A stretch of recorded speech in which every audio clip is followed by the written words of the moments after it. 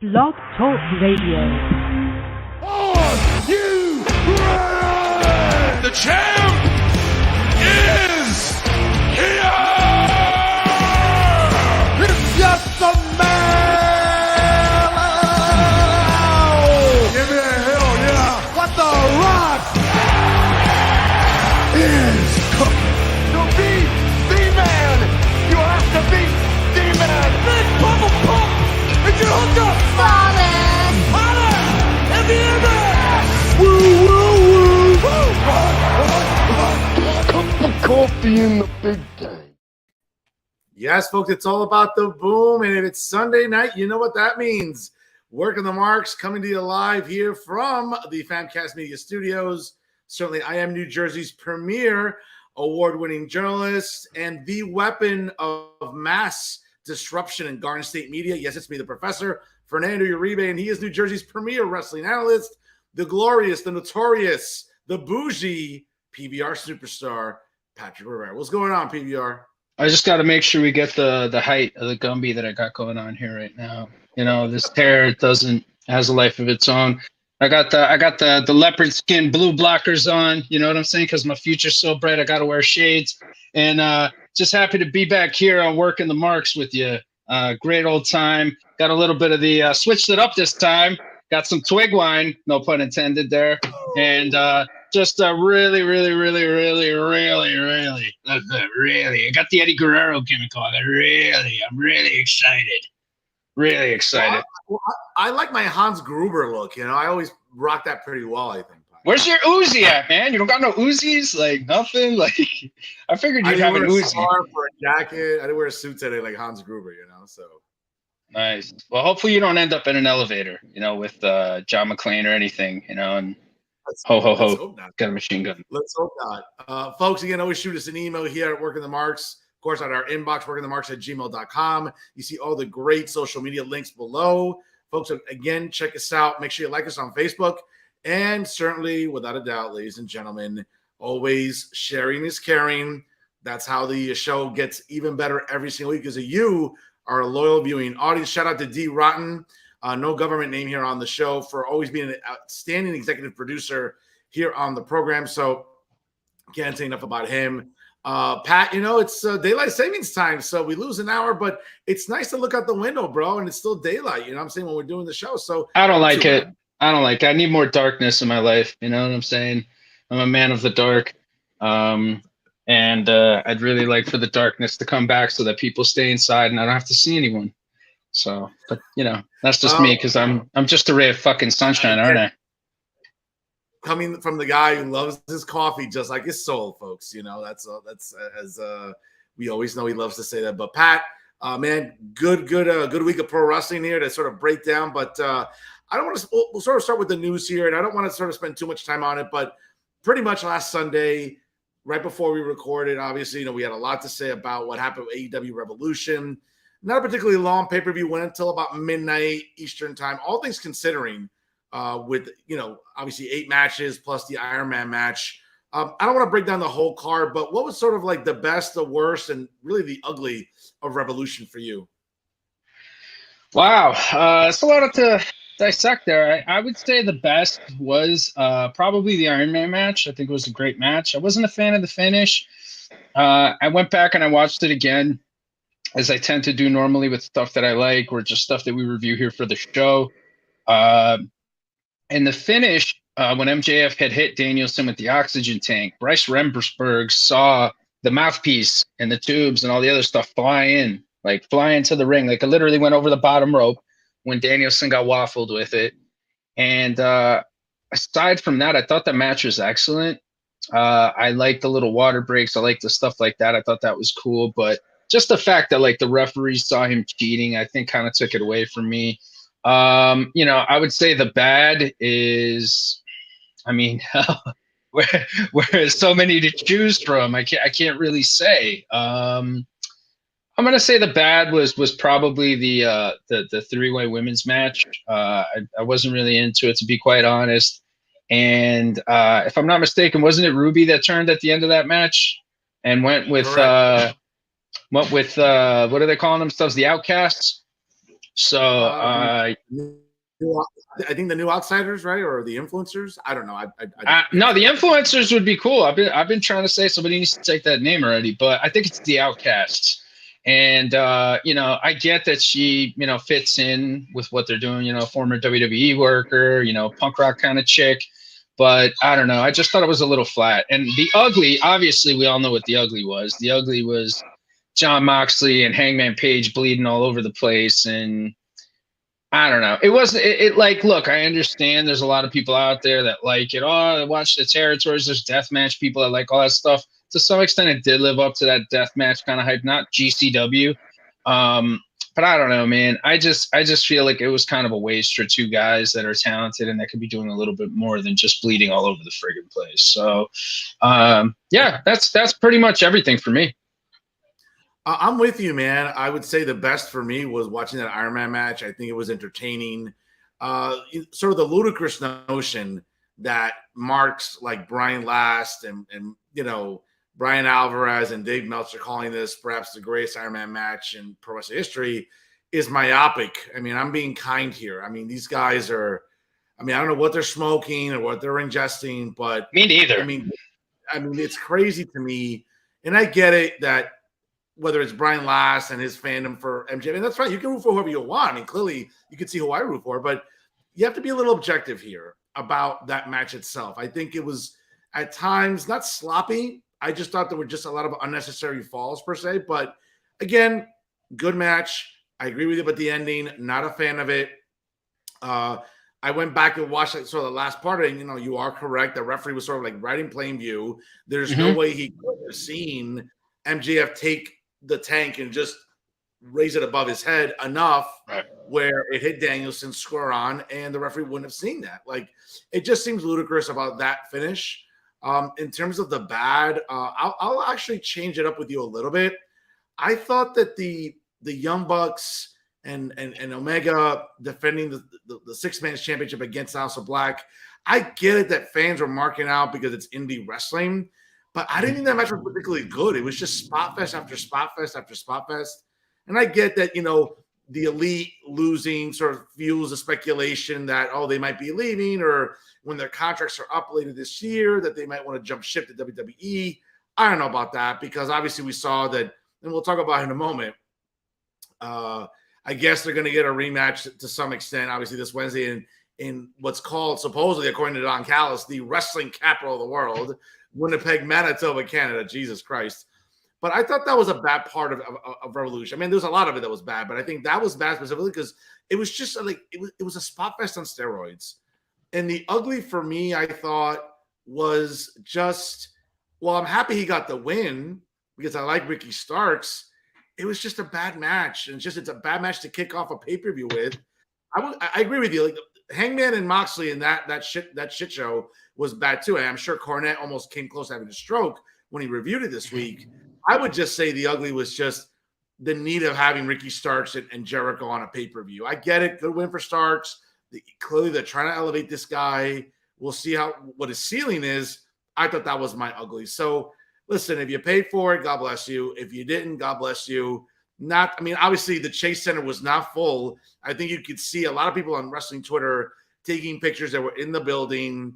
The terminology better than I do. I mean, obviously the entire upper tier was unused. I think some of the sky boxes maybe were, I don't know, that area. The area, I think the area behind the hard camera didn't look as full, but that's not a surprise.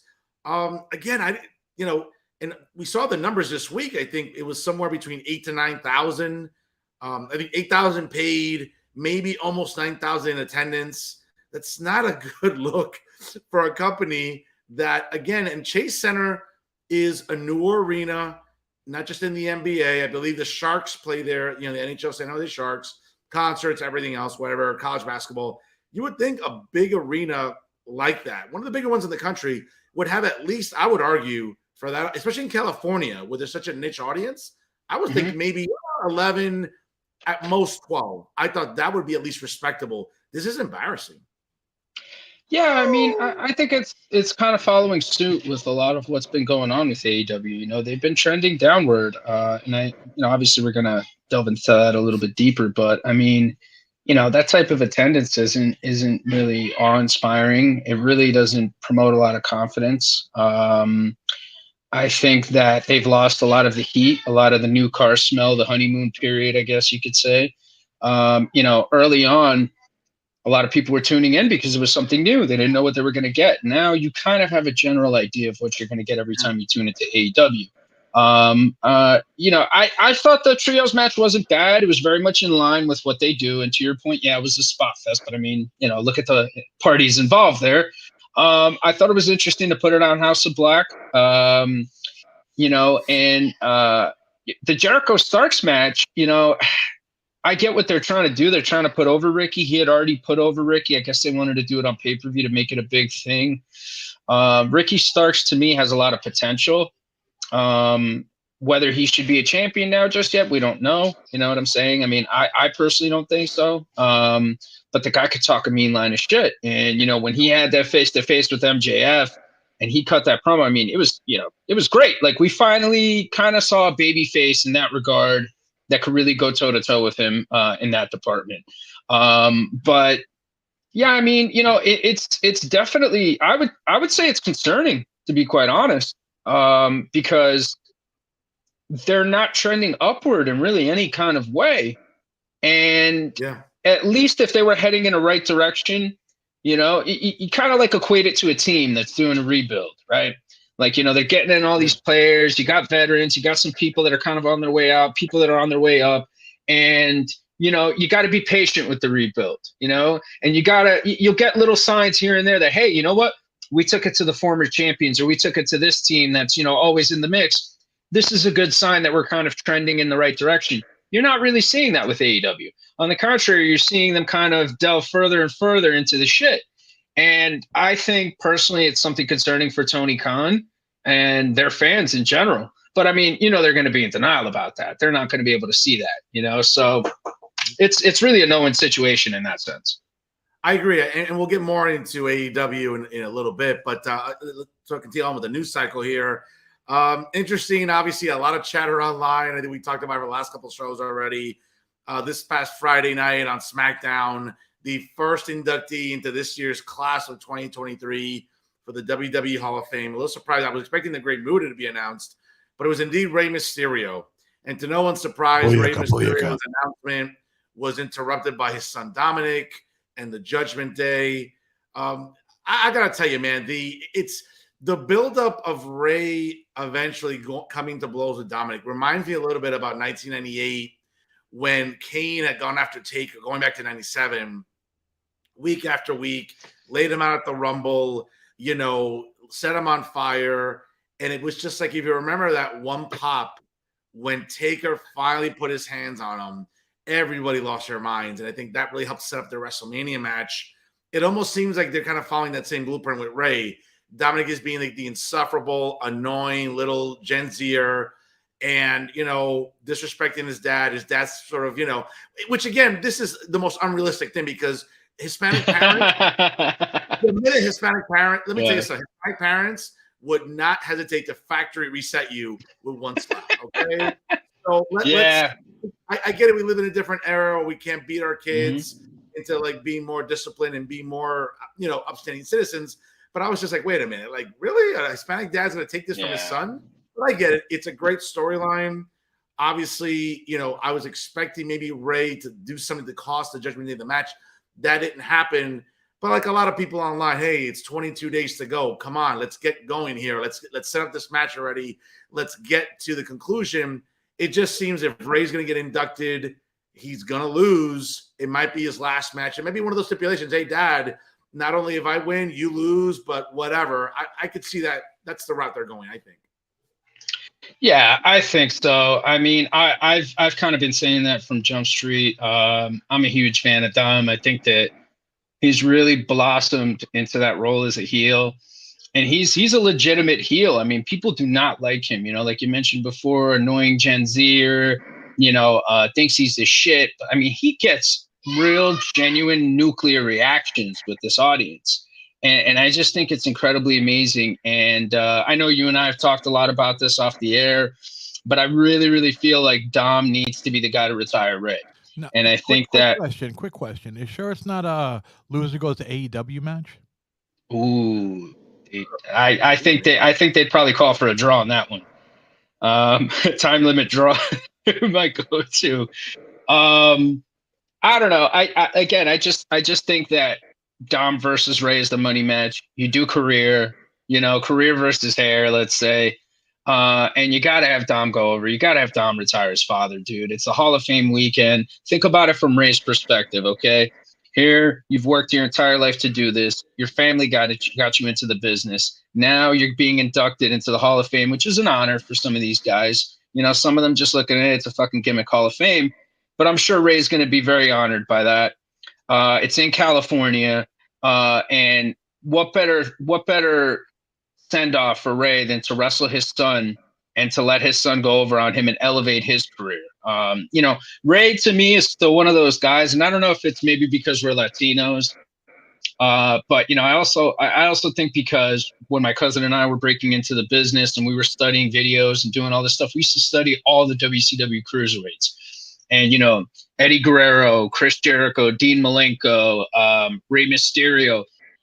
Those were some of the guys that jumped out, Hoovy, Kidman. I mean, you remember how stacked that division was. Benoit. And yeah, Benoit wasn't a cruiserweight. They made him more of a heavyweight guy, but I get what you're saying. But, it just, those guys are like symbolic of a time, and Jericho has kind of veered away from that. It's kind of more like Office now. He's different. He was also a heavyweight champion before, we're considered in that category before Ray.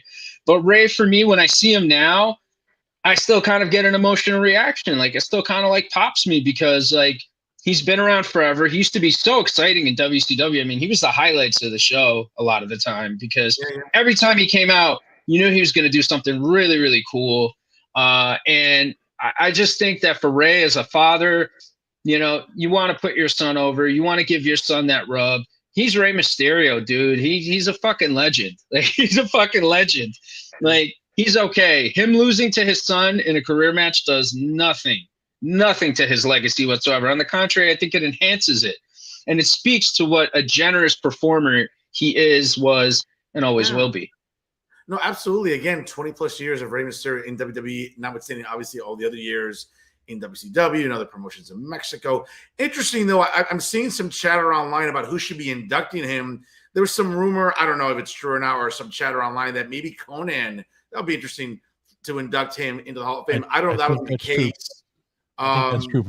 Now again, for kayfabe purposes, you would think that you would want maybe his son to induct him. But again, based on the storyline, that doesn't seem realistic. And I would hope, though, Pat, and I know it's a gimmick Hall of Fame. I get all that.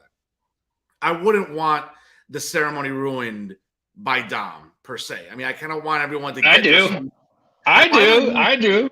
Oh, you just hit a nail on the coffin. I know you do. But I would say that whether it's Conan, which is kind of interesting, right, in terms of his place right now in pro wrestling, in terms of a very successful podcast, his time in the business, his time as a promoter / booker with AAA. It'll be interesting, though. I think whoever inducts Ray will certainly be a marquee name, I'm sure.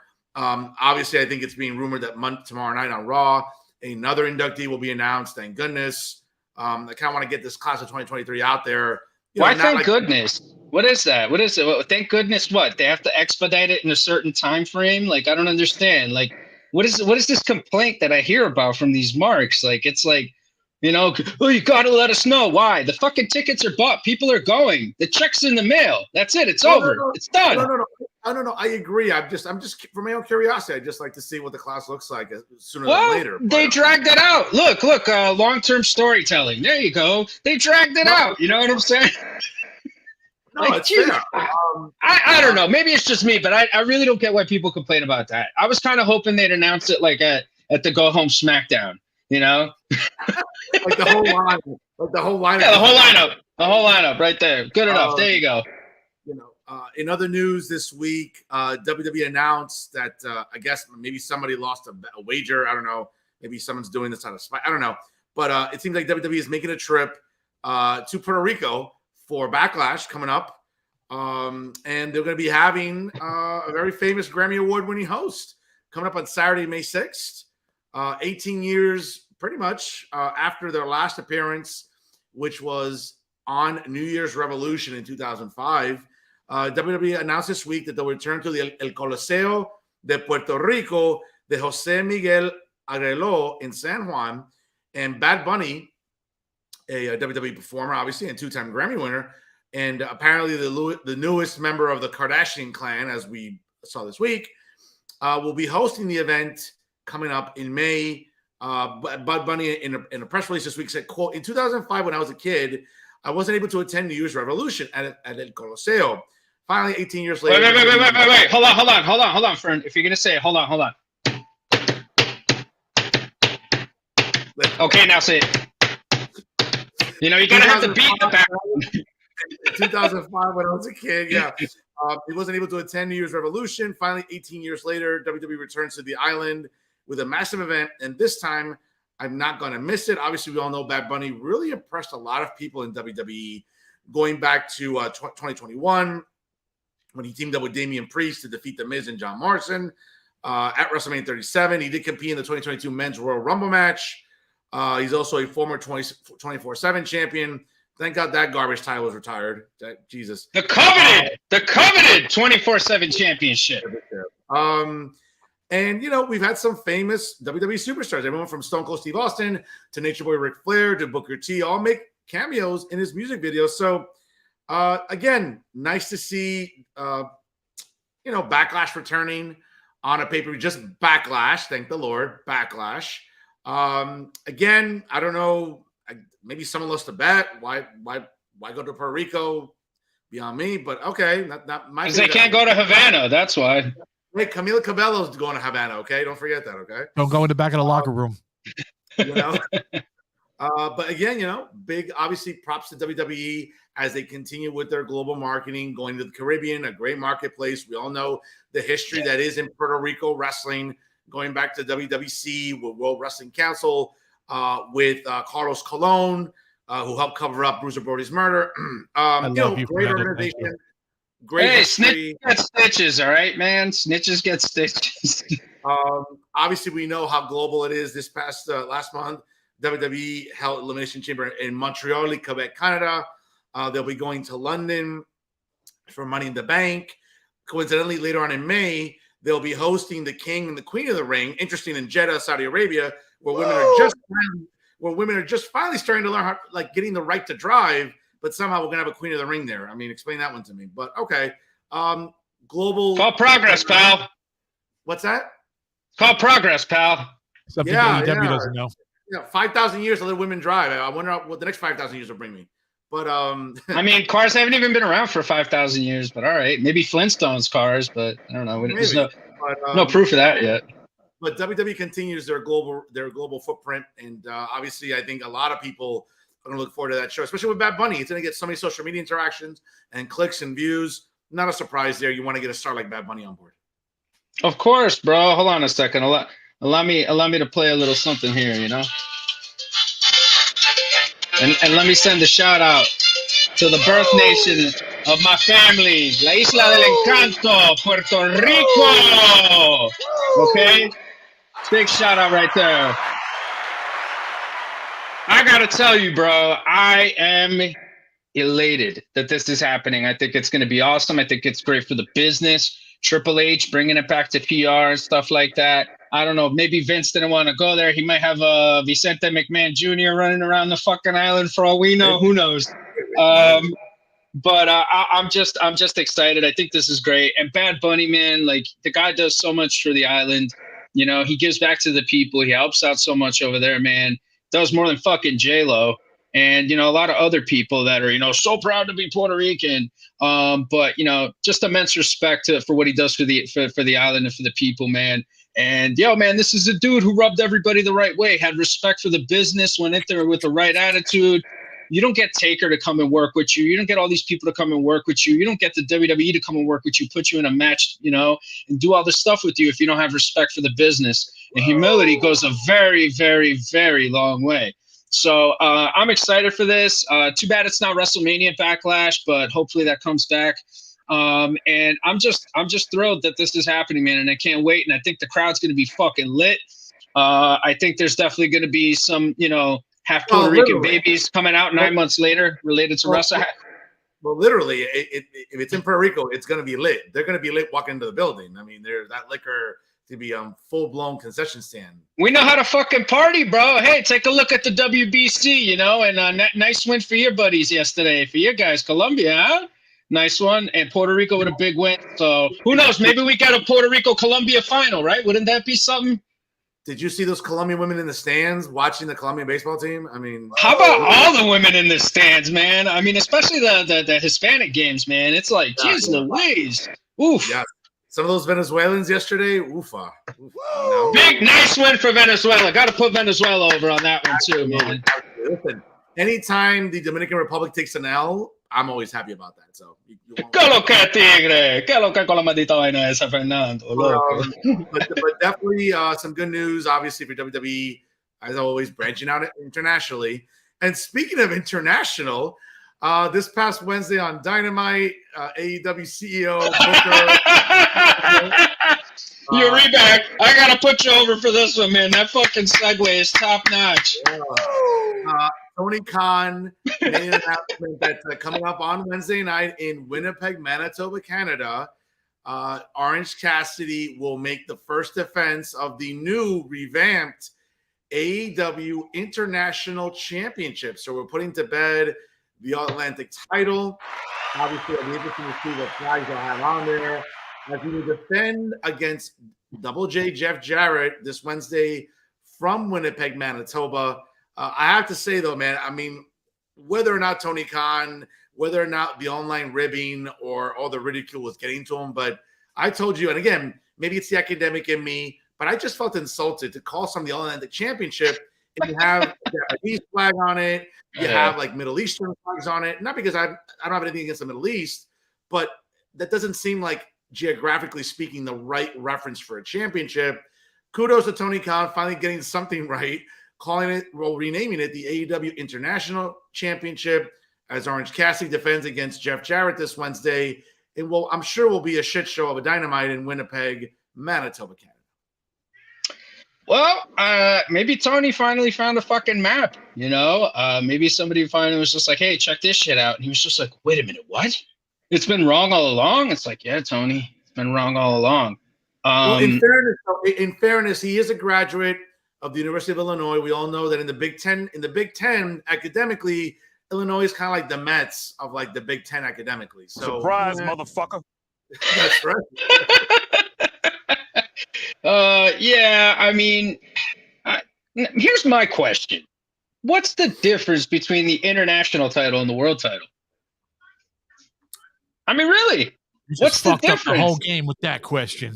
What's the difference, right? Like, think about it. You know what I'm saying? Like, I'm the international champion. I'm the world champion. Going back to the 90s in WCW, if you remember, I think when, correct me if I'm wrong, and maybe Dee can Google searches real quick, but WCW, there was an international title. Yeah, it wasn't like using the old Ric Flair gold belt. Wasn't that like the WCW international title? And then the WCW title was like its own entity. I know Rick Rude held it. I don't know if he was the last champion to hold it, but that was weird because I was like, wait a second, like it's almost like, and I get it that fans, for example, got all fickle. If you remember back in the summer of 2016, when that brand split happened for like the millionth time, right? They needed a title on Raw, so they created the Universal title. And let's be honest, let's go back to all the ridicule, all the marks complain. Oh my God, the Universal, what? What's the difference between the universe and the world? And I'm like, well, I'm not an astronomer, but I think there's a fairly different dynamic there. Ooh, is that the? Oh, interesting. Okay, that's the international title, the AEW International title. No, that's some intercontinental. That's WCW's. Oh, interesting. Okay, interesting. All right. I mean, fans are always going to be fickle about names and references, like the Universal Champion of the World. I mean, I don't know. I'm not an astronomer, but it's interesting. I think there's a simple fix, Fern. I think it's a simple fix. Look, why don't we see? And again, Tony Khan has to clarify. Like maybe the international title could be defended in Greenland. Maybe the world title can be defended in the smaller islands, like the Canary Islands or Guam. How about just get Orange Cassidy out of the country and have him defend it away from this country? Have him defend the title on Guam. That's what Orange Cassidy and Guam. I'm sure they got an indie promotion out there. But I mean, if we're gonna do Universal title, here's a quick fix: have Roman defend it in fucking Mars, or have Roman defend it on the moon or something. Now we're talking. What's up with these fancy belts? When is this from? Dee, what is that? I can't tell what promotion that is. I don't know. Why is that guy grabbing loaves of bread on the bottom? Oh, that's an ad. Okay. It says it's the WCW title from. Hold on 1 second. Let me go back here. Give me 1 second, please. From 1990 to 2005. Interesting, huh? There was an international title because I know Rick Rude held it, but that was the old Ric Flair belt. I could be wrong. Yeah, I could be wrong. He defended it in Japan too.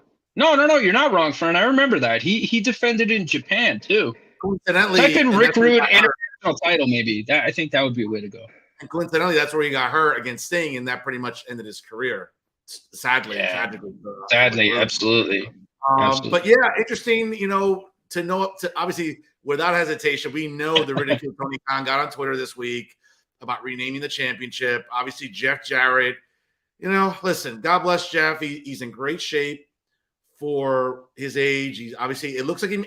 I don't know about you, man. You may know more about this stuff because, again, you've talked to people about it. It seems like Jeff Jarrett maybe caught a cycle this week. I don't know. Or recently, you look at a little shredded lately, Jeff Jarrett. Yeah. Who knows, man? Or I don't know. Maybe he's on speed or something. Who knows, man? I mean, I can't say. But, I mean, look, at the end of the day, he's kind of kept himself in really good shape. And that's really what matters, man.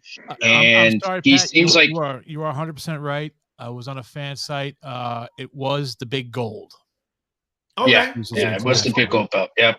I think, Uribe had mentioned it as well because I recalled that. I recalled him in an international title match at the Tokyo Dome. I do remember him defending that belt. So, but yeah, I mean, let's see what happens with this title. I mean, I think the All Atlantic title was a fucking joke. You know what I mean? I don't know why he did that. Maybe he wanted a little throwback to the territories or something like that. I don't know. I don't know what the hell's going on in his mind. Nobody knows. Maybe Herb Abrams, if he was still around, we could have talked to him.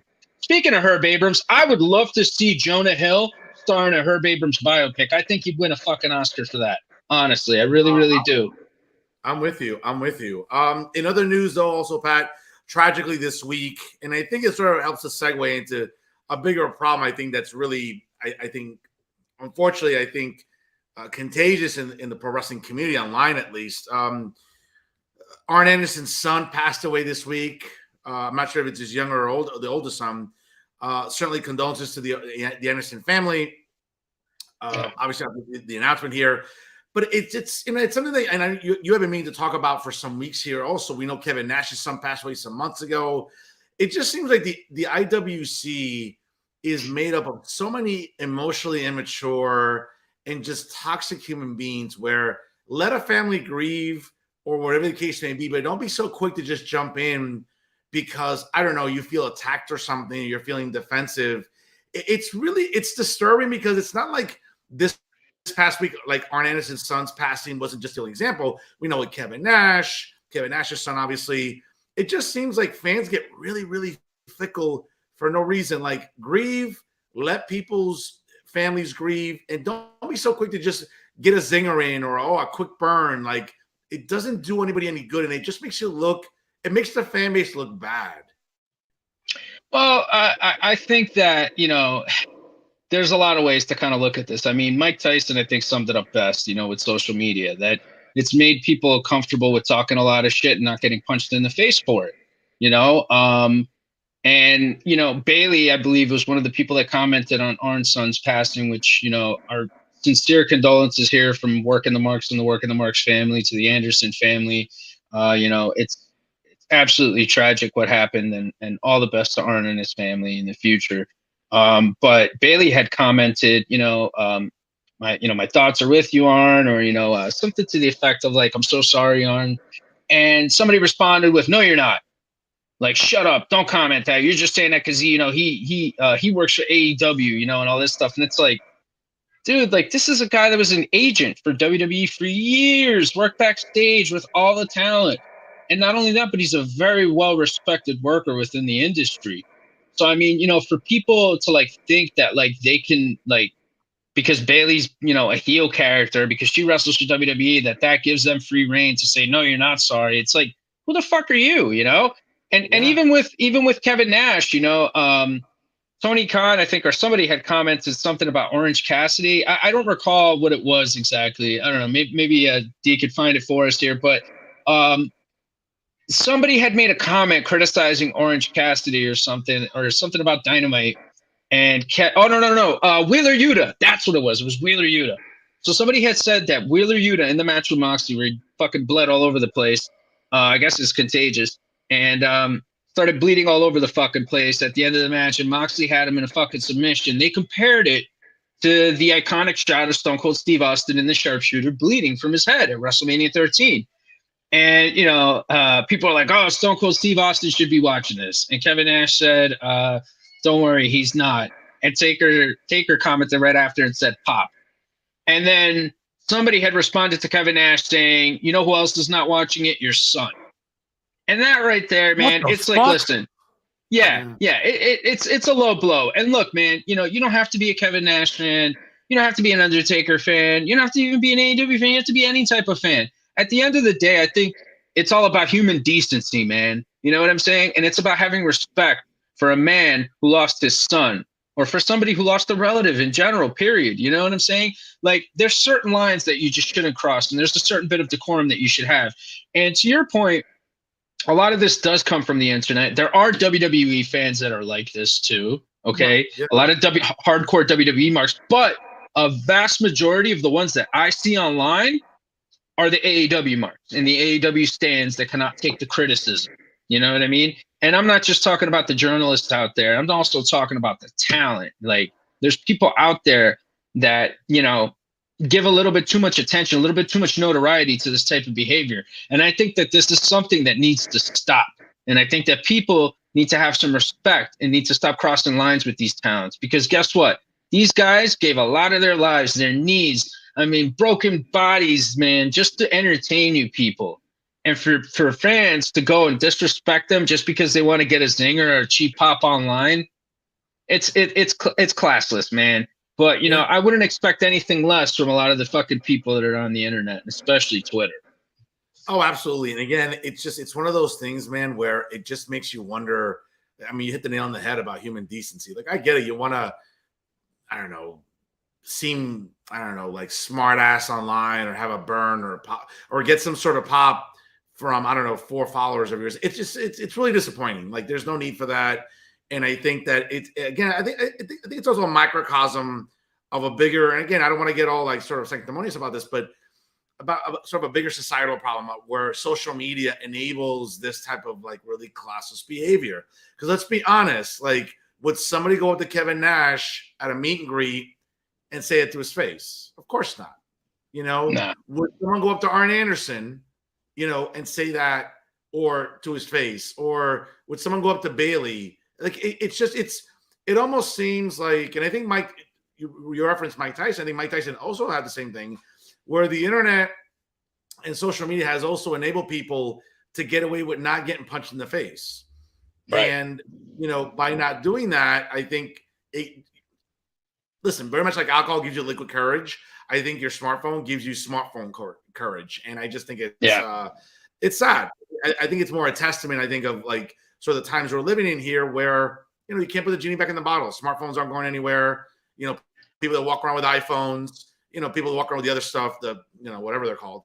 It's just enabled people to further bad behavior online, whether it be on social media or on websites, YouTube, whatever. So I think it's really, really sad though, Pat. I'm with you, Fern, and just one more thing here. I think that the pandemic made it a lot worse. I think people not being able to socialize as much, having to be inside. I think it kind of regressed a lot of people's social skills, and particularly a lot of the younger generation, that the only way that they know how to talk, the only way they know how to communicate is like the way they do online. I can't tell you the number of bars I've been to, and you're Mr. Excitement, you're Mr. Nightlife, you know what I'm saying? You go to a ton of places, so you see it, you see the difference. There's people out there that communicate the way that they do online. They almost like don't have like this surface level respect that people used to have long before this was a common thing.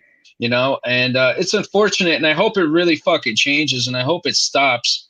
But maybe it might take a fan getting knocked the fuck out to realize it. And even then, I don't know if it'll help. So we'll see. Yeah, no, absolutely. In other news as well, this baffles my mind here, and you might have to take another gulp of what you're drinking just to digest this one.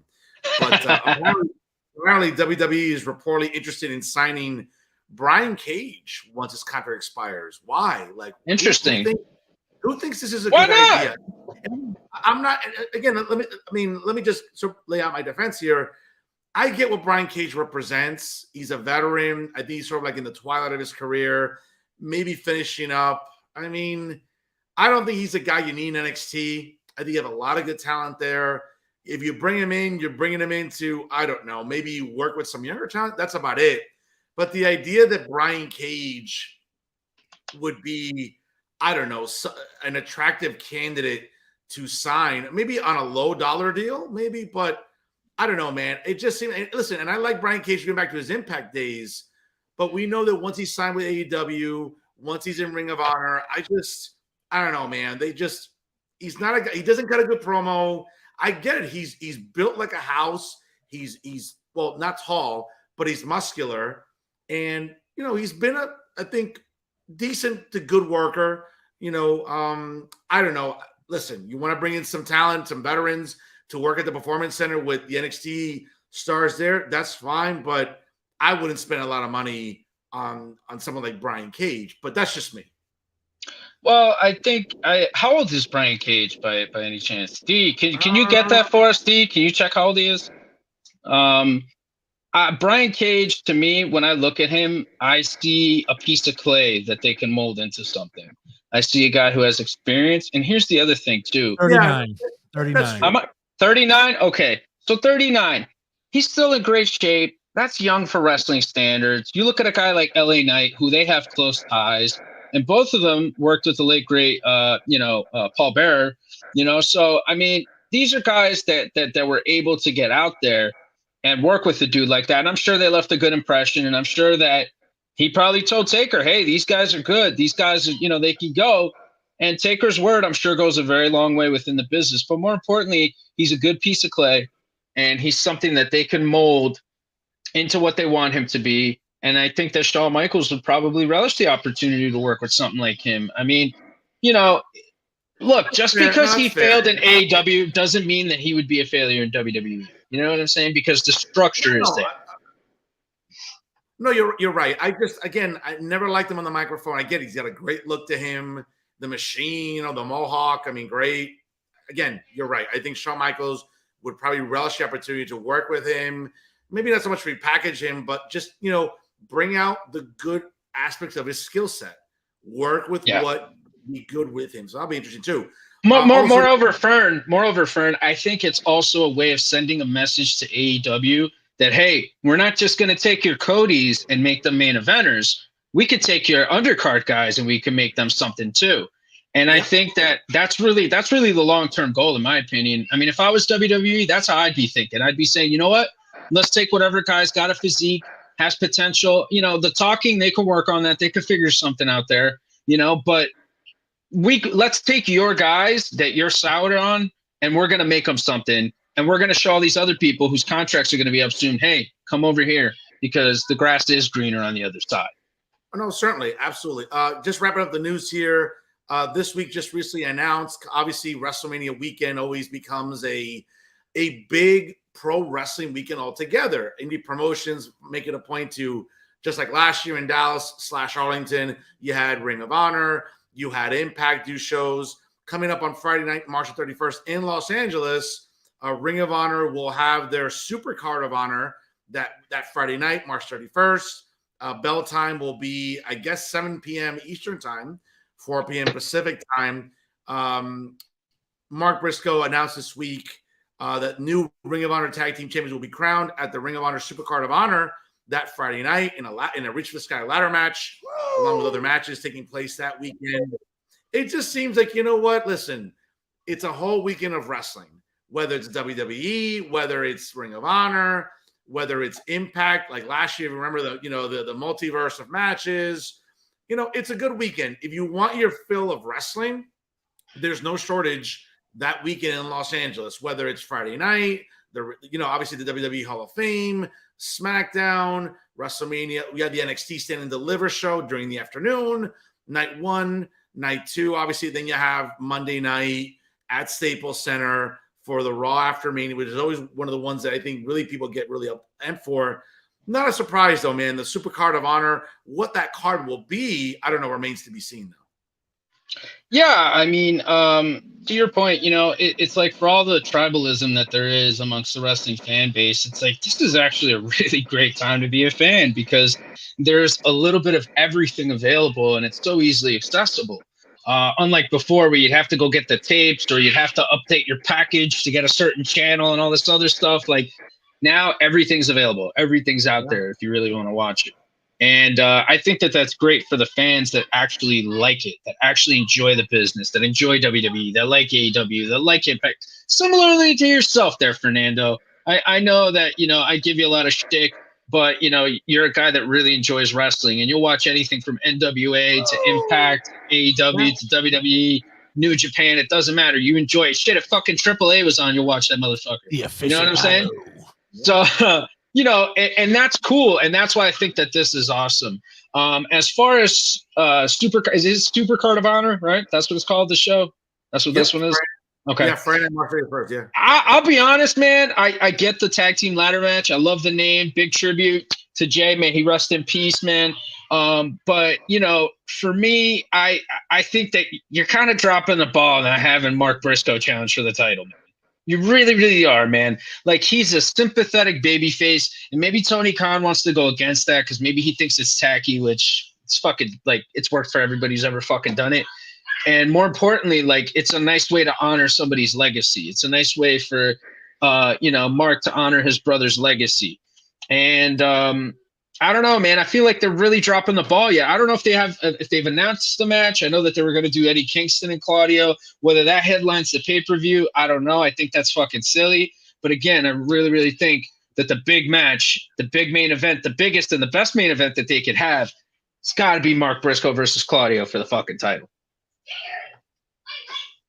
Oh, I'm with you. It'll be interesting to see how that card materializes in the next few weeks. It's really like 2 weeks away for Ring of Honor to sort of really promote this show.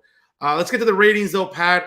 This past Monday on Raw, 1,830,000, up 60,000 from the week before. Just a couple of numbers here for the past few weeks on Raw.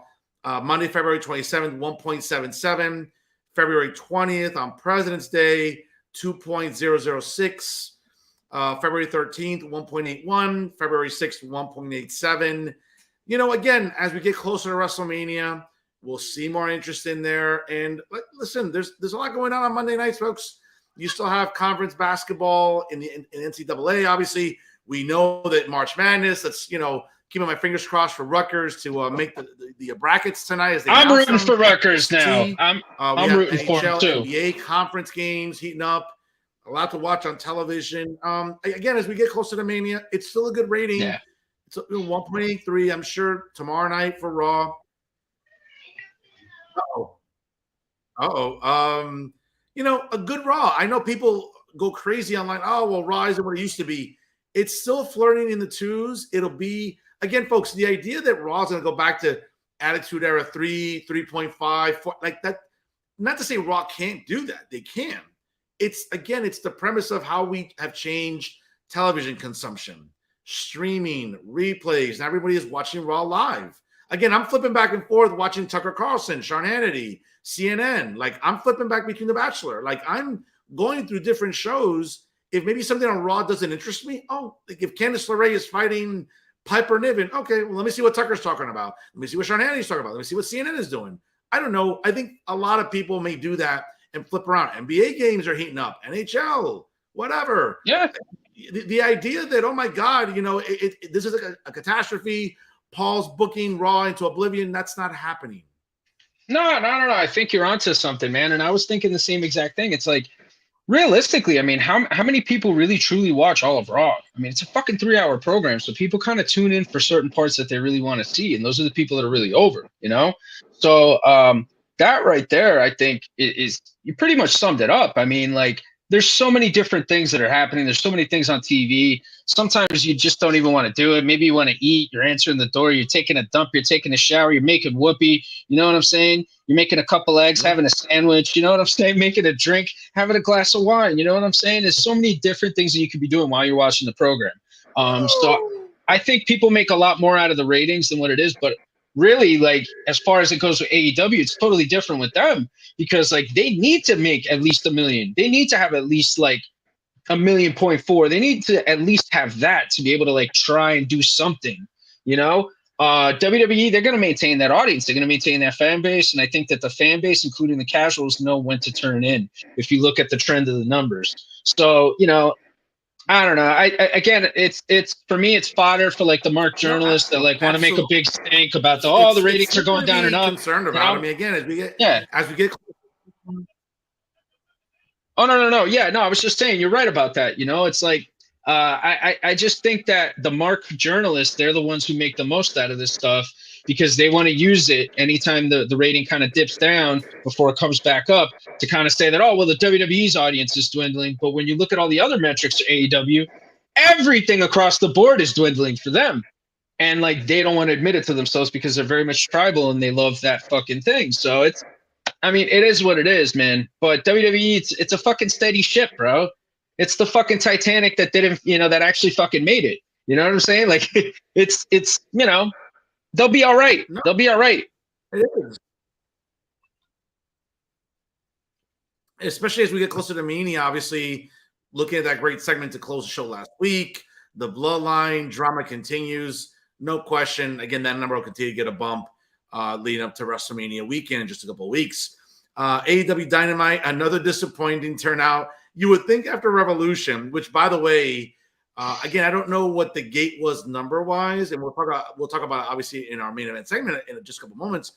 But it's being reported that AEW Revolution only got 130,000 buys on pay-per-view. That's a pretty low number for one of the bigger shows, obviously, every year in that company.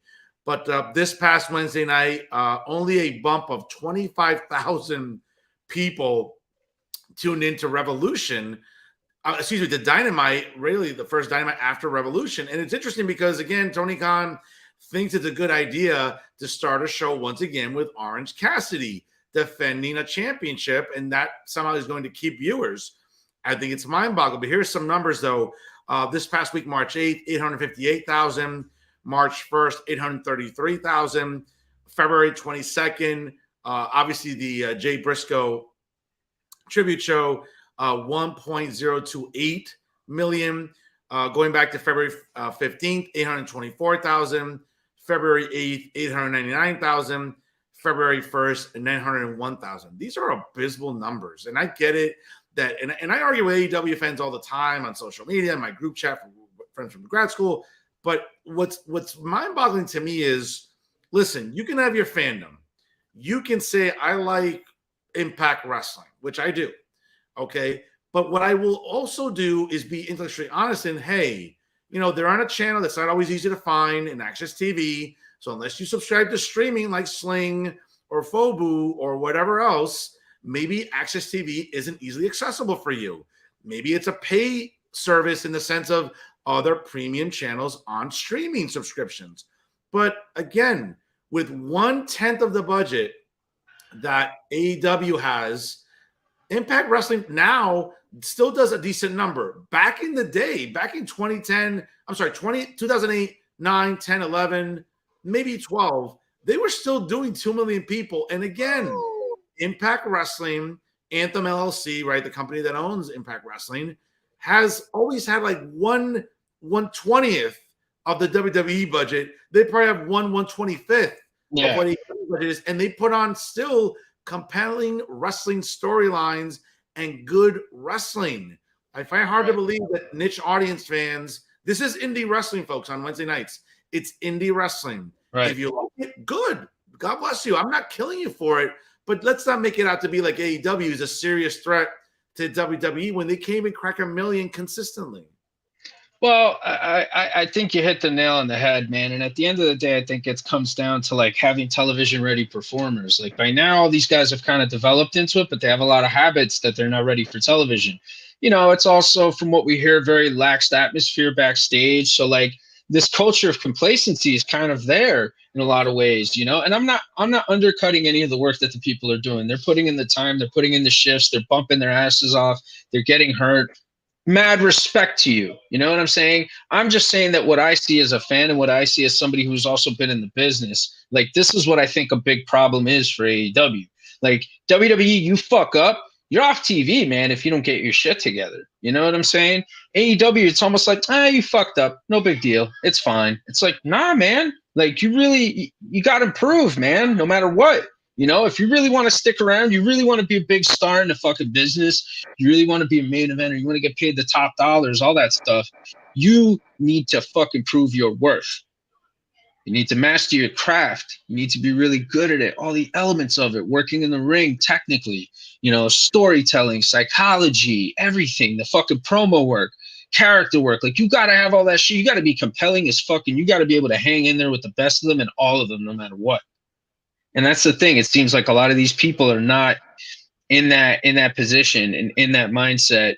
And I think that that's affecting the product, because even in Impact, you still have a lot of veterans there that are putting their foot down, and there's a structure in place. More importantly, I don't know if there was a structure there in AEW per se. I don't know if Tony Khan was really kind of like, willing to put his foot up somebody's ass, like let's say Scott D'Amore or Don Callis or fucking Bubba Ray or Tommy Dreamer or veterans in the locker room and fucking office. We don't know that. And I don't know, man. To me, it also seems like when you had guys like Punk, you had a dude who was very much in that vein, was a locker room leader, was a guy that was serious about the business and stuff like that. And Jericho's a locker room leader. I'm not saying that any of the veterans that they have there aren't. But I mean, like, nobody's like the Undertaker backstage. Nobody's like that. Nobody's like that presence. Roman's like the Undertaker. Roman's that presence. You know what I'm saying? Rollins is that presence. Those guys that are going to look at you. And if you're the fucking shits, they're going to go up to you and they're going to tell you were the shits. What the fuck are you doing here, man? Stop wasting your fucking time. Like, they're going to have that fucking come to Jesus moment, that hard talk with you. That TED talk. They're going to give you that shit. I don't know if you're really getting that as much in AEW. I really, really don't. And more importantly, I don't know if the talent really gives a fuck. How about that one? And I think that's also a really disturbing trend there, where if they're not as focused on their craft and they don't really care what impact it has on the ratings, again, they'll continue getting ridiculed for it. I mean, and it's interesting where a lot of AEW fans online get really, really fickle. They get fickle and get defensive about, it's there's stuff going on. It's the NBA, Wednesday night NBA, NHL. The excuses overflow. I don't know, watching Kamala Harris trying to speak a coherent sentence. It's ridiculous in the sense of how we get to this level of not even complacency, of incoherence. And because you can't talk to AEW fans that way. You can't sort of give them numbers and give them sort of facts or a logical explanation about where the product stands. Again, just look no further than the turnout at the Cow Palace, arguably one of the more iconic pro wrestling venues in the country, okay? And sort of Midtown San Francisco, okay? And look at the turnout for Dynamite and Rampage that weekend. To say nothing of the fact that the Chase Center, again, barely had even 9,000 people. Again, and we'll get to why it continues to regress, but a bad number for sure. SmackDown, obviously, no surprise there. Consistently, I believe it was around 2.47, I believe, for this past Friday. The previous week, 2.45. February 24, 2.408. February 17, 2.383. February 10, 2.468. February 3rd, 2.384. Again, solid numbers on Fox. Yeah. Coming to a time where it's going to run into some competition with the World Baseball Classic as it's getting into the later rounds. We're seeing conference tournament action. We're going to be seeing, again, just a lot of stuff going on during this time of year. Again, listen, March Madness begins later this week, okay? The sort of the first round in all the regions around the country Maybe SmackDown gets a little bit of a decrease, but not much. It's still great television on Fridays, whether it's, a fatal five-way to determine Gunther's next challenger for the Intercontinental title at WrestleMania. The Viking Raiders still somehow gain on television. Why? I don't know. But nah, bro, come on, man. Don't shit on them. Let me tell you something. I watched SmackDown live. Yeah. No pun intended, but I watched it live with my kids, and they're good, man. They're good. Maybe the gimmick has run its course and stuff like that. They were booked really fucking strong. That match that they had was excellent. The finish was good. All the stuff that they did was good. I like that they brought back Sarah Logan to kind of be like some weird mystic Viking chick type of shit. But the way that they set up the spots, the way she distracted Ricochet, freaked them out and stuff, the way he sold it, all the stuff, I thought it was good. I get what they're trying to do, dude. They're trying to make money off of that shit. They're trying to make money off of that shit. And it's a good investment. Although you and I have talked about it before, I feel like they're one of those fucking teams that, they suffer from the Legion of Doom curse. They suffer from the Road Warriors curse, where it's everybody wants them to be the next guy. Everybody wants them to be that next big tag team, just fucking powerhouse, fucking awesome, super fucking over tag team. And they've tried with them, but I don't know, man. I'm going to give this a little bit of faith here, because I think that they've been having a lot of good matches lately. And Ricochet and Braun Strowman, I like that combination. I think they took two guys who were kind of just kind of floating, Oh yeah. They talk about her and that other wrestler. I don't know what her name is. Looking very similar, but whatever. It's that whole Viking thing. I mean, it's who's the first person that does it on TV that most people see it in, It's a bitter fucking pill to swallow sometimes for some people, and I don't know. I think the Viking Raiders are good, man. I'm not going to tolerate the slander for now because they've actually been pretty decent lately. No, Pat, you're fair. They are very talented. They're still great workers. My issue is, again, listen, I think it sort of goes back to the tribalism that people have with the way they look at Paul and the way he's booking and presenting people on television. He's getting people on. You have to break some eggs to make an omelet. Not every omelet that's being prepared, okay, is something you're going to like consuming. And I think he's doing a masterful job in getting as much talent on TV every single week to see how the crowd reacts and to see exactly if a storyline that they're trying to develop is getting over with that audience. Whether, again, I don't care for Hit Row. It's not my type of gimmick that I care for, but I understand why you want to give him TV time. Same thing with Legado del Fantasma, okay? Santos Escobar is a really good talker. He's an amazing worker. The two henchmen, obviously, they're getting TV time now. They're getting in-ring time, which they weren't. Selena Vega, again, you want to use her. She has that sort of sexy Latina look that super hottie. Yeah, she's a hottie and a half, of course. You know what I'm saying? So it's I get it. You want to get as many people on as you possibly can. Okay. And let's see how the audience reacts. I mean, listen, Johnny Gargano has been on Raw for weeks and weeks now. Again, I don't like that his music was changed. I think that was a good part of his shtick. Obviously, the great character work he did in NXT with The Way, and certainly that's stable. Dexter Lumis, again, is back on television.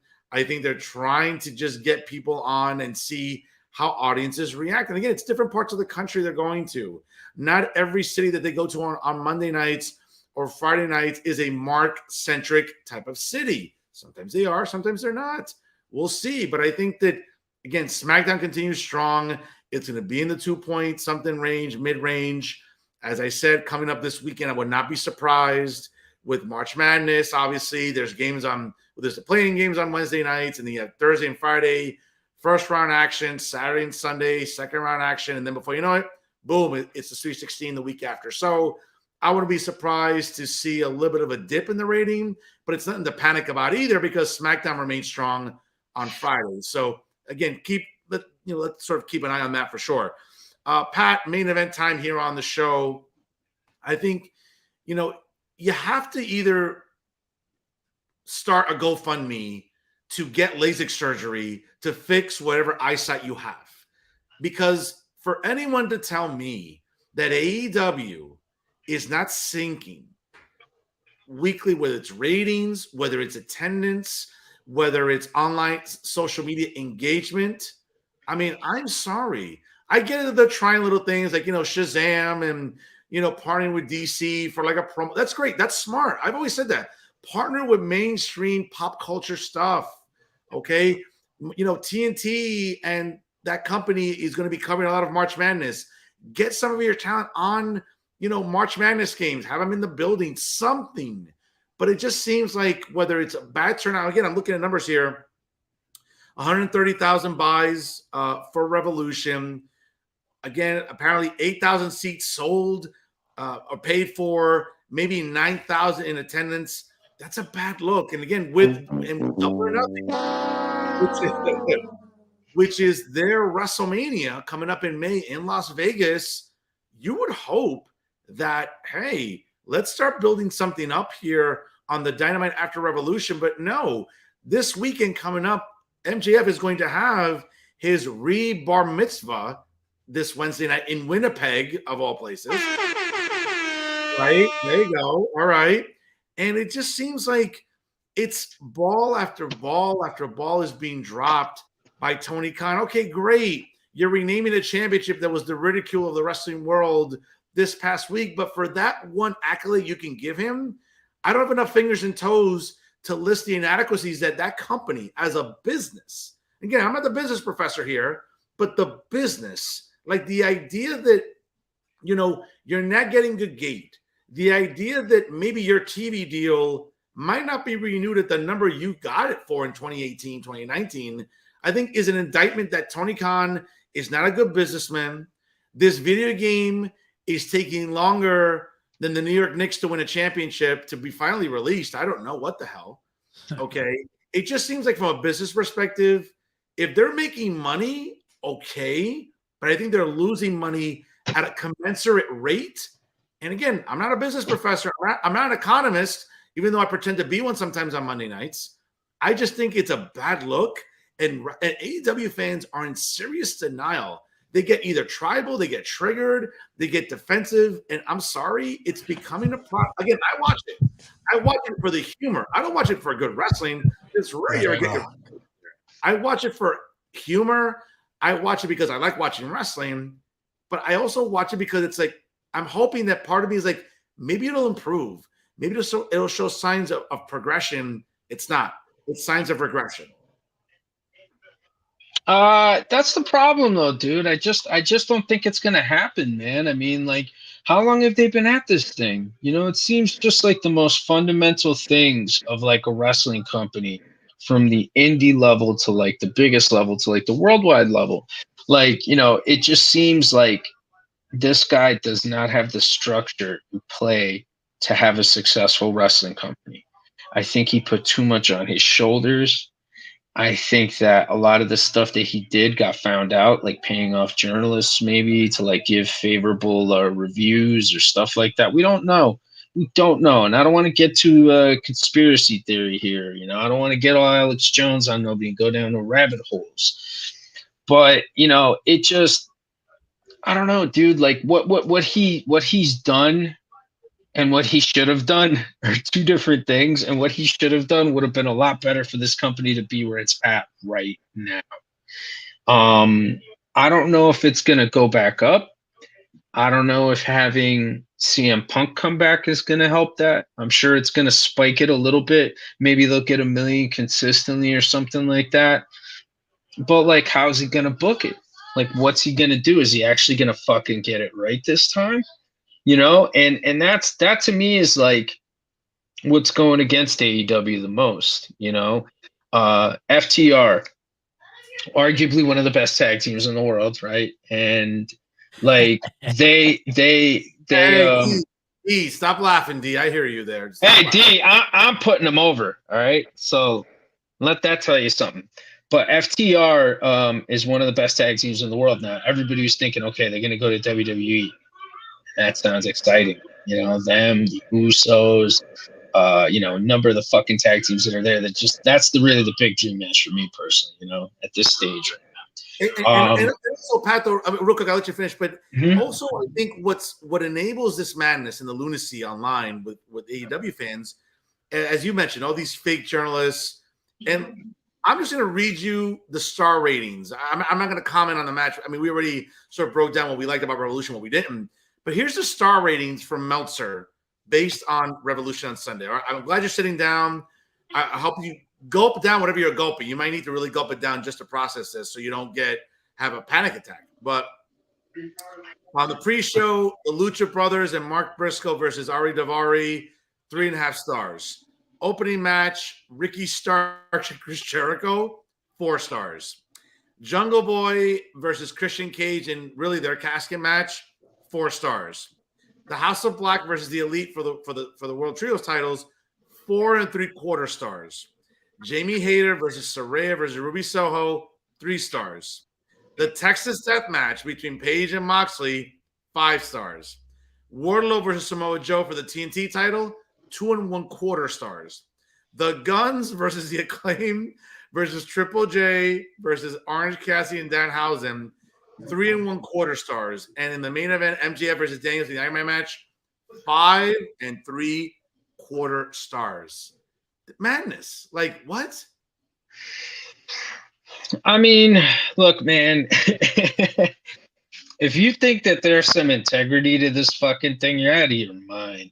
Okay? Oh, yeah. You're out of your fucking mind. There's no integrity with Meltzer's star rating. More importantly, outside of being a journalist, has he ever wrestled? Has he ever done it before? Who is he to say what a match is in terms of star quality? You know, what is he looking at? Is he looking at like maybe somebody's somebody working underneath in the match? Like, is he looking at like how well they're doing that? Does that go into the star rating?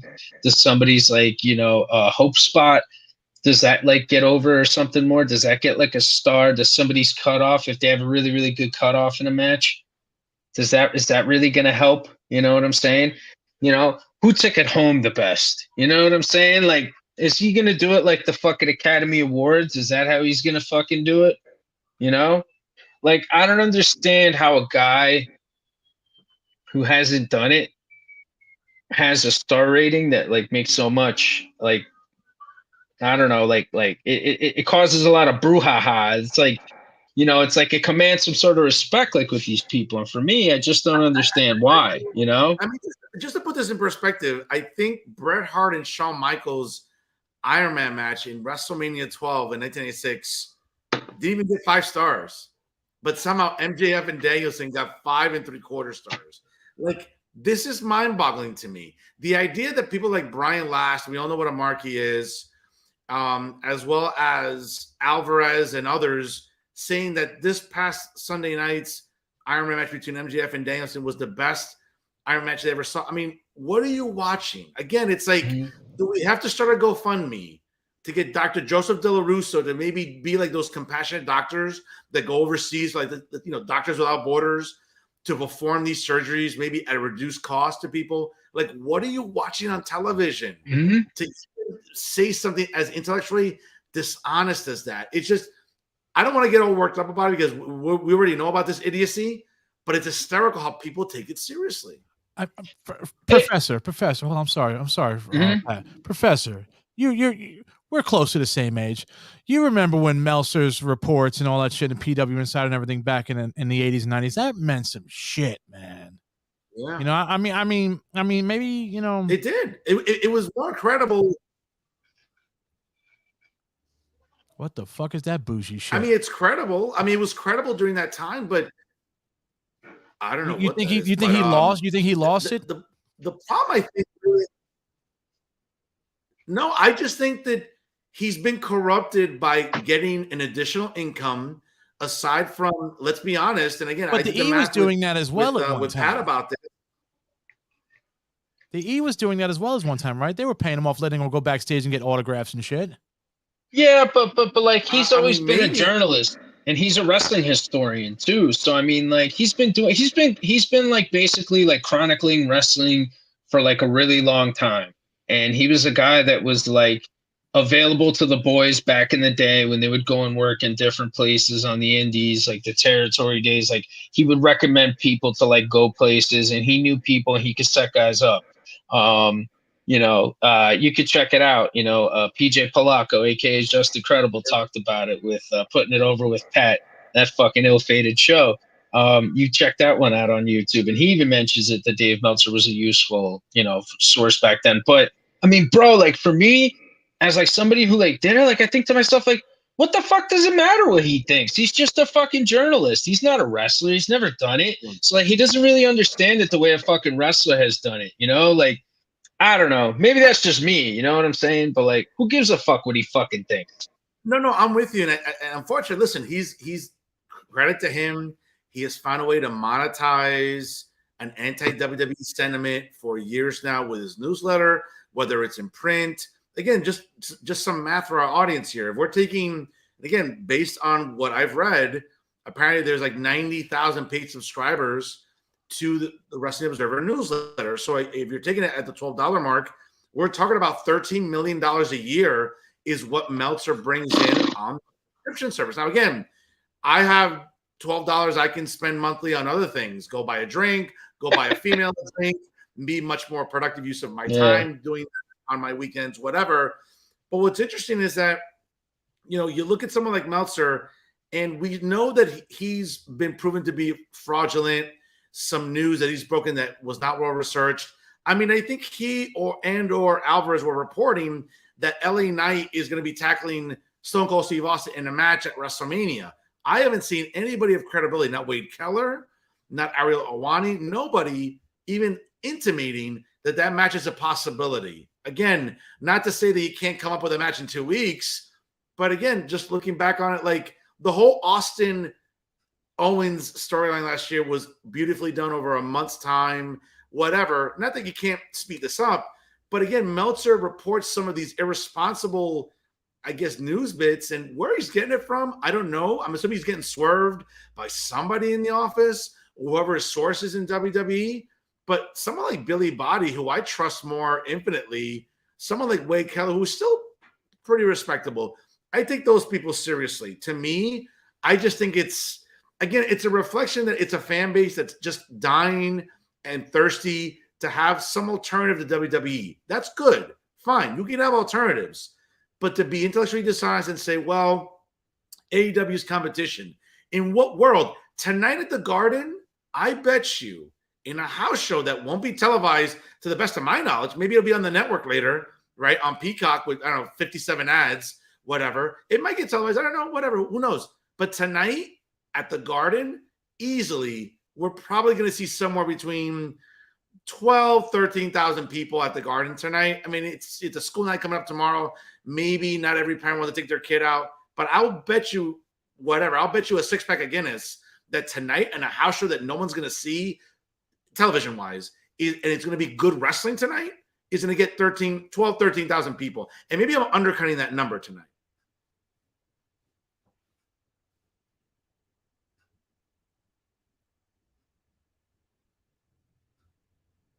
Pat, you're on mute. Pat, you're on mute. I think Pat's... Yeah, I know what happened here. Hold on. You just muted yourself again, Pat. You were good. Go back to what you just did. There you go. It's the marks trying to hold you back, Pat. No. That was my message in Braille. So I just want to say that I think as far like what was it? What was we just talking about right now? What'd you say? Well, what I was saying was that again, there's this sort of perception that Meltzer represents this demographic of fans also, too, and he speaks for them about that AEW's competition. It's not. Case in point, tonight at the Garden, we're right. Okay. Yeah. Okay. The Garden thing. Yeah. Televised. It'll probably have 12, 13,000 people. Again, on a school night, maybe it'd be higher, but we're not going to watch it. It might be on Peacock, the Road to WrestleMania again. No, it's not. It's not. Yeah. You're going to cry about Peacock again. Well, here's the thing. Okay. that's going to draw steady because WWE's trending. All of their numbers are going in the right direction. You look at their house show numbers, they're going up. The Pittsburgh one drew just as much as the TV did. Like all this stuff that's been happening for them, they're trending in the right direction. And AEW is just going down more and more. And look, there's nothing wrong with liking fucking AEW. It's okay. It's fucking cool. It's fine. It's fucking wrestling. Like whatever the fuck you want. But like, don't be so blind to like its flaws. And don't be so blind to the fact that it could improve because, again, for as much as people want to say, well, it's a young company. What do you expect them to reach? Like what WWE like is that like with that status? Like, no. Keep in mind, like, yes, you're a young company. You're still fucking learning, bro. You should still be willing to fucking learn. You should still be willing to improve constantly because you are a young company. You know what I'm saying? Like, don't close yourself off to that too much. And again, I think that just speaks to a bigger problem that we talked about here on this episode, that maybe the locker room, maybe the mentality of a lot of the talent is not really there. It's not as strong. It's not as professional per se that you might want to fucking say, like compared to WWE. But like, you know, these kids, which a lot of them are, need to maybe have a change in their fucking attitude and be a little bit more fucking humble and have some more perspective. Because let me tell you something, you see a lot of the quotes out there, and I don't know if they're kayfabe. I don't know what the situation is, but like I look at it and I think to myself that in a real situation, as a talent who's doing an interview, and people do shoot type interviews, you know, where they're not character. Like Ariel Helwani, he does those like, you know, non-shoot kind of promos. You know, when I see some of the quotes from like talent like Sammy Guevara saying that like, oh, you know, people don't understand what I'm doing. I don't want to take as many bumps. You know, I'm only going to take bumps like on pay-per-views and stuff like that, like crazy bumps. It's like you're hindering your career by taking those big dangerous bumps. And like if that's all you really want to do, like that's not going to really stick around, man. Like nobody's going to really remember that. A good character is going to be what people are going to fucking remember. Wrestling isn't enough, but yeah, I just think that it speaks to a bigger problem in the mentality of the locker room, man. Honestly, you know, damn, yo, I got this fucking sweet ass pompadour going on right now, bro. You look like Vanilla Ice. It's like you know what I was thinking? I was thinking Vanilla Ice or like Morrissey or like some shit like that. Yeah, you know Morrissey, what I'm saying? definitely, bro. Yeah. You know, it's like no, absolutely. Man, I think you nailed it on the head. I think it's an ongoing problem. And I think that all the metrics tell you otherwise, that it's just not a good business. And I think sooner or later, at some point, again, and I always use this, and it's funny because I never have an AEW fan ever refute it. I said, again, look how far we are from Tony Khan, again, whose father owns an NFL-sized stadium. Not one of the bigger stadiums in North America. Again, it's one of the smaller stadiums in the league.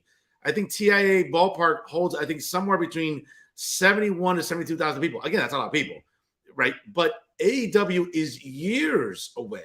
They can't even fill up the Chase Center for what is one of their bigger shows. So, again, you have an NFL stadium at your disposal. And I say this all the time, and I have yet to hear one AEW mark or fan that ever refutes this. It's like, folks, understand, when you go and book an event at a building, okay, you're paying what's called a facility fee, okay? And normally, depending on the size of the building, the duration of time, the space allotted that's required, we're looking at somewhere between $500,000 to maybe a cool $1 million, okay?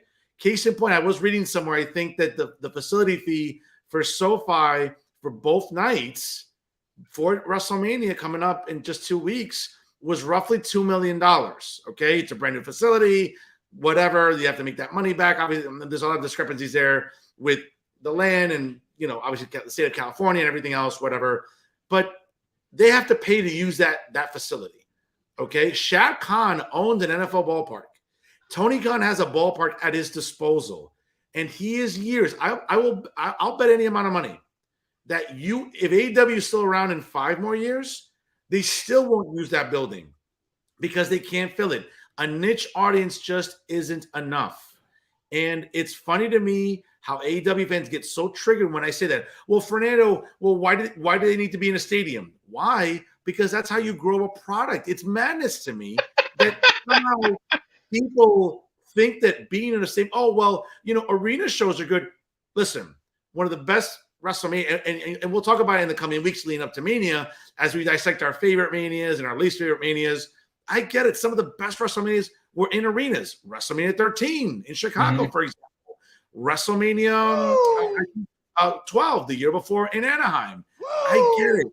But Vince, and very much like Paul as well, understand the dynamics of putting the marquee event of the year in a stadium. It's going to get filled. And even obviously, as we're out of COVID already and we're getting into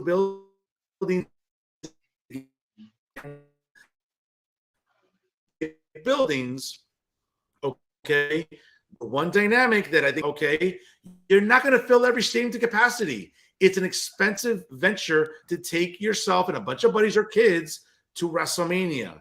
It's a weekend. It's almost like going to Universal Studios or Disney World. It's an experience. It's an expensive one. Does that mean WWE should stop doing stadiums? Of course not. They're going to fill them.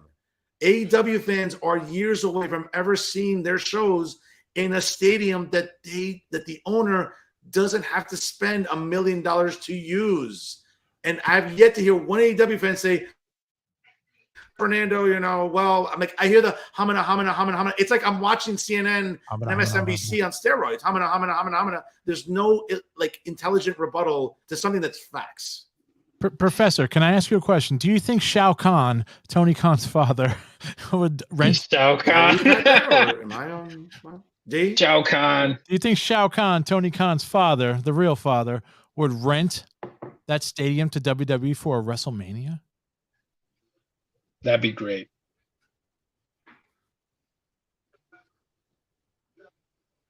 You're breaking up, Professor. You're breaking up. Fern, you there?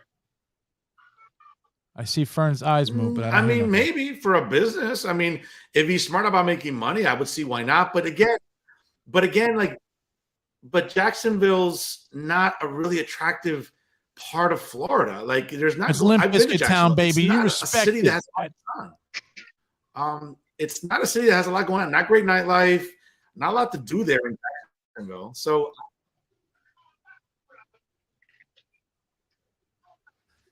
I don't know. Professor, is it me? My internet's okay, I think. I don't know. I don't know, man. It's kind of coming in slow, man. That's that Weehawken internet, man. I don't know if it's my internet. I thought it's working. We need to get a GoFundMe to get Fern a USB cable. GoFundMe. First Pat, then Fern.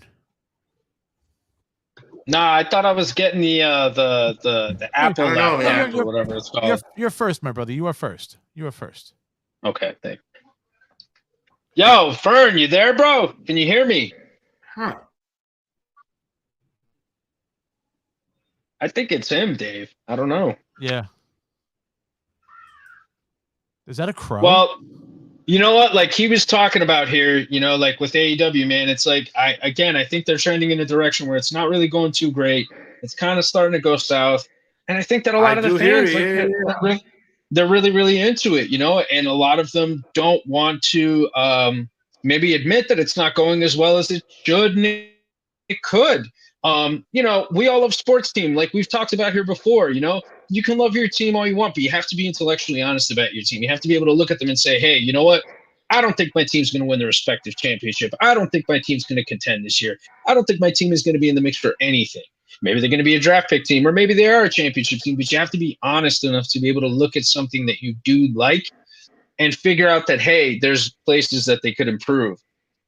AEW just seems like on the whole, they really have a lot of improvement that they need to do. And I think that they're tribalistic, hyped up fan base online, and I'm saying this with my fucking pompadour, which I cannot stop looking at in this fucking thing. I mean, I almost feel like it's fucking fake. I don't know what's going on here, but I just think that a lot of these people need to take a look maybe and kind of just be honest about like what's going on. Like it's okay, man. Like WWE wasn't always great. Nothing's always great. Relationships, marriages, jobs, You know, all this kind of stuff. Like a lot of it is not really usually consistently fucking great. So what makes you think that your wrestling is going to be consistently great? Is your car running consistently great all the time? No, it's not. You might get a flat tire. You might need to change a wiper. You might need to change a tail light. But these are all necessary parts of life. So why is wrestling any different, you fucking weirdos? No, I'm with you. I don't know how much.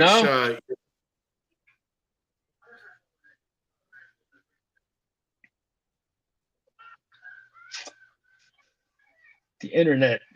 Damn Weehawking internet. It's not me. I'm hearing myself just fine. I don't know what's going on. Aren't you both in Weehawking? No, I'm in fucking Weehawking. Oh, no disrespect. No disrespect, Professor. No disrespect. I'm sorry. I thought you were in Weehawking. Nah, I'd rather. But anyways, no, I'm like 2 blocks away from Pat, literally like in Union City. I don't understand. On the big side of town. On the uptown, you know, the big side of town. You know what I'm saying, D? He's on a town where the hot chicks are, Pat. That's interesting.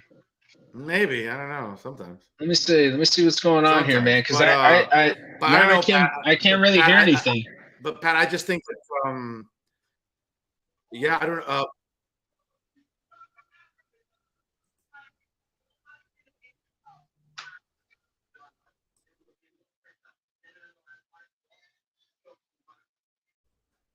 Pat dropped off. Okay.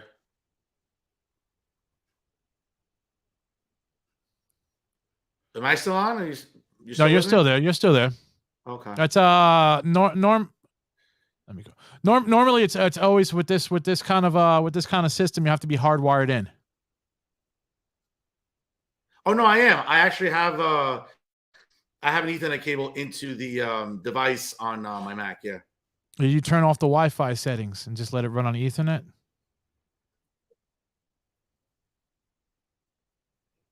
Yeah, I run on Ethernet. Yeah. No, but I'm saying, is your Wi-Fi still on your laptop? When you run the Ethernet, I'll take it off. I'll see. You have to because it's conflicting, both of them. So you have to turn off the Wi-Fi so the Ethernet can work. Yeah, no, I believe it is that. I believe it is.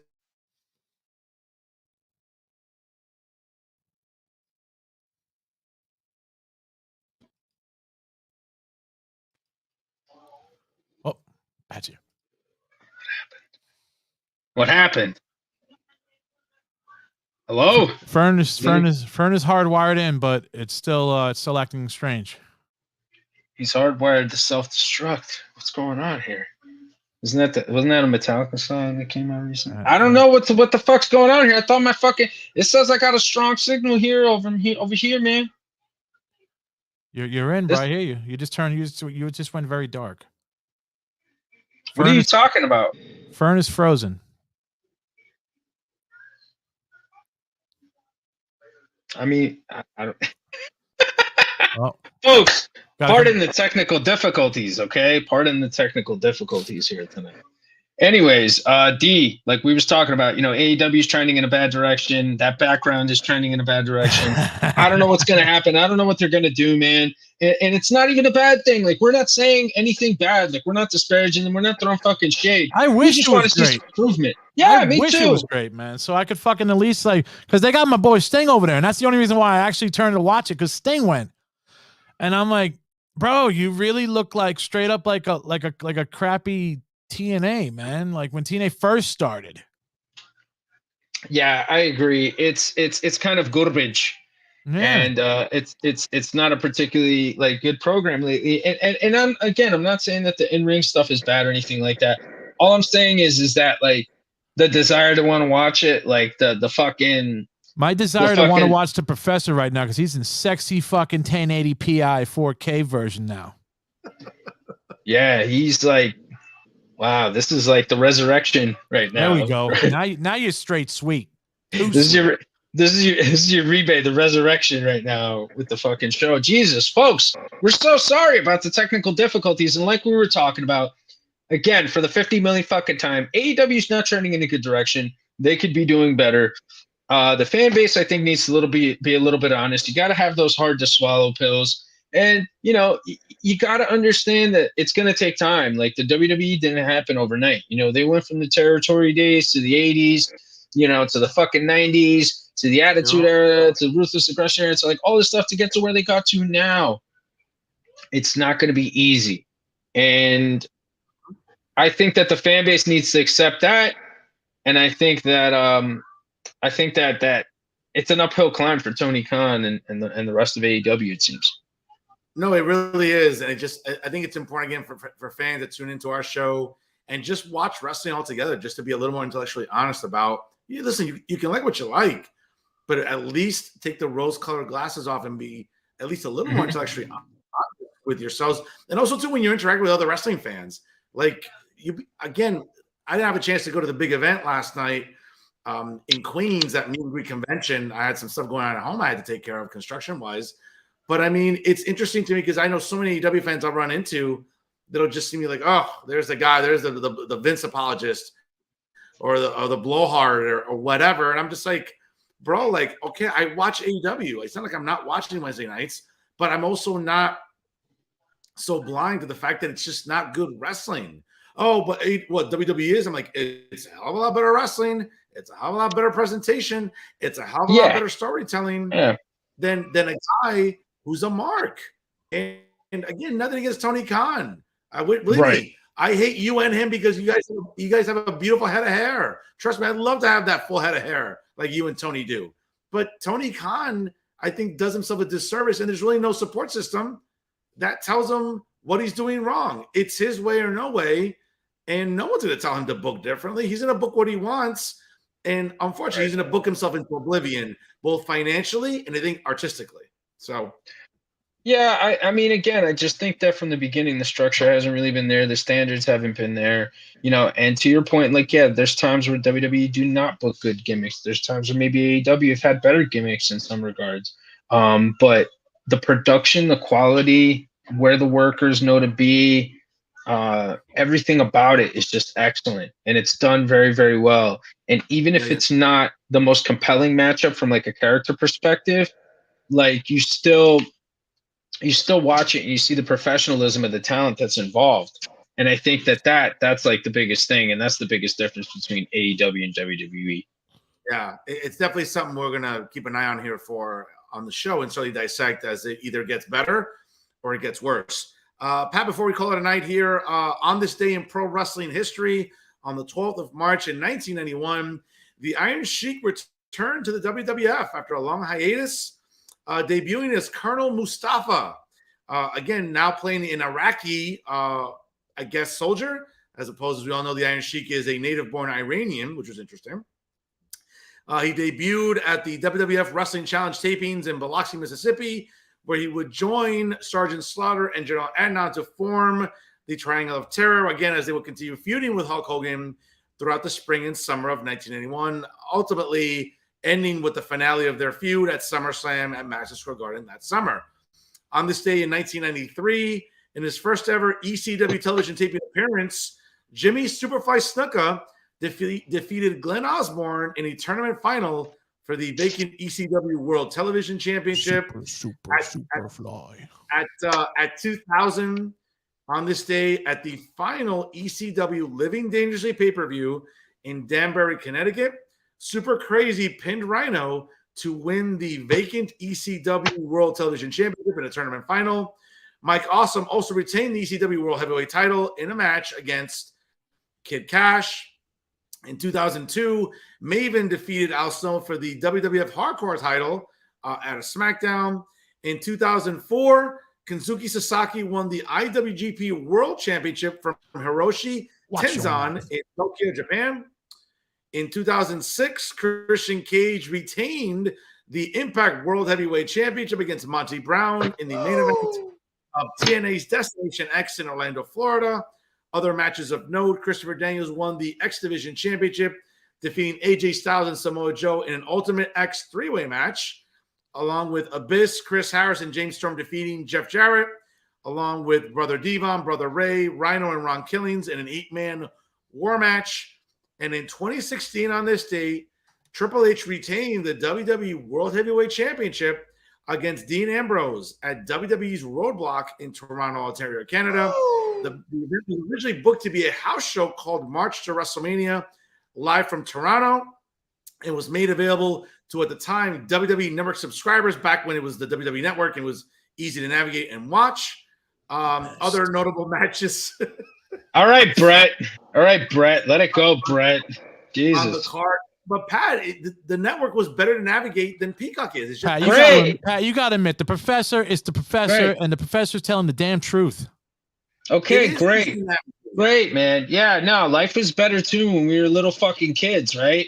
You know, the Yankees were better in the fucking 90s, weren't they? They were. Everything was fucking greater back then, right? Everything, music was better before Kurt Cobain killed himself, supposedly. Food too.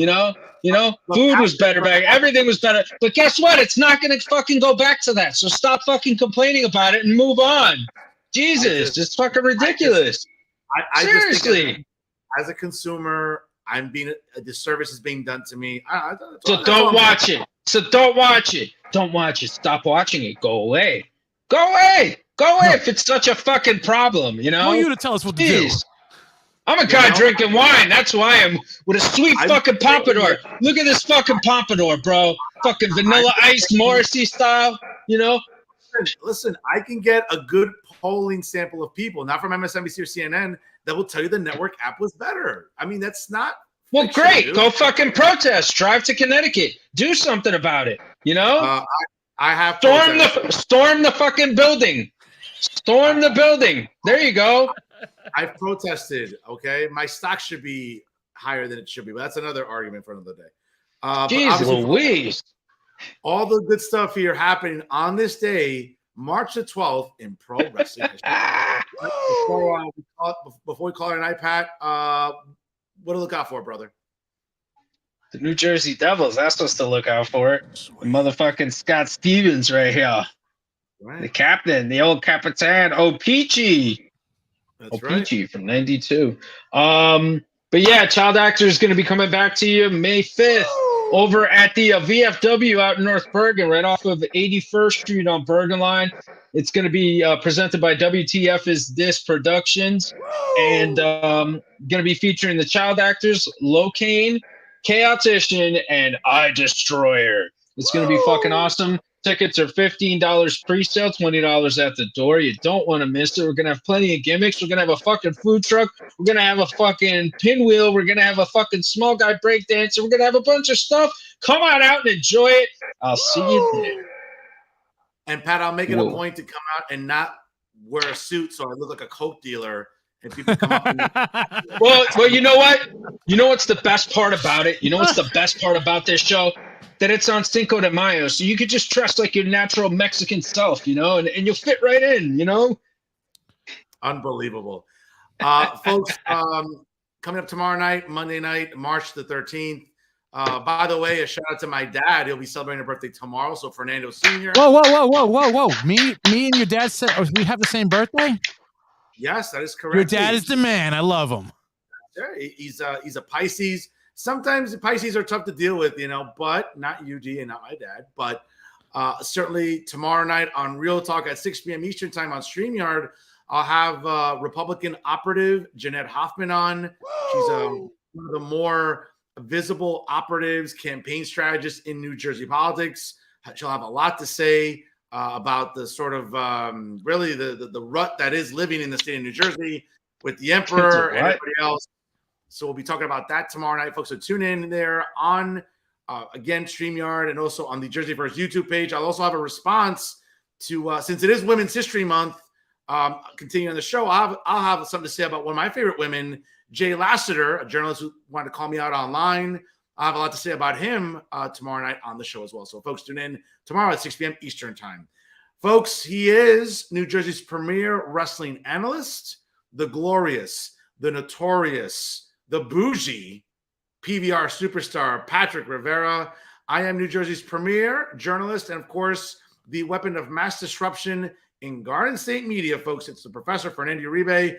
And every single week here, courtesy of Fancast Media, of course, shout out to Dee Rotten, our amazing executive producer. Folks, nobody does it better because we are working the marks here on Blog Talk Radio and also on Famcast Media. Folks, we'll see you the next weekend. Have a great St. Patrick's Day. Please party responsibly. As always, thank you so much for watching here, folks. Working the marks with Fernando and Patrick.